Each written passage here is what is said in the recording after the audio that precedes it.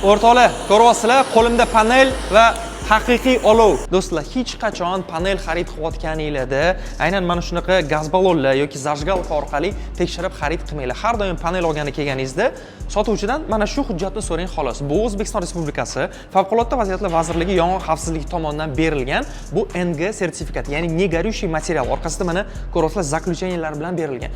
Mana shu narsani so'rasanglar, shuni o'zi kifoya.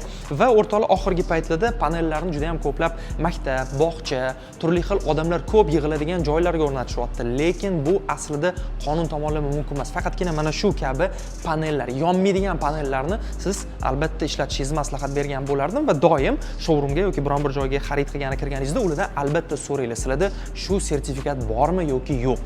Hozir men showroomdaman. Dizaynerlarimiz uchun Ecoplik juda ham chiroyli yechim va imkoniyatlar yaratib qo'yishibdi. Mana qarang, siz o'zingizni loyihangizga ishlatib ko'rmoqchi bo'lgan biron bir panelni olmoqchisiz, lekin uni vizuali sizda yo'q.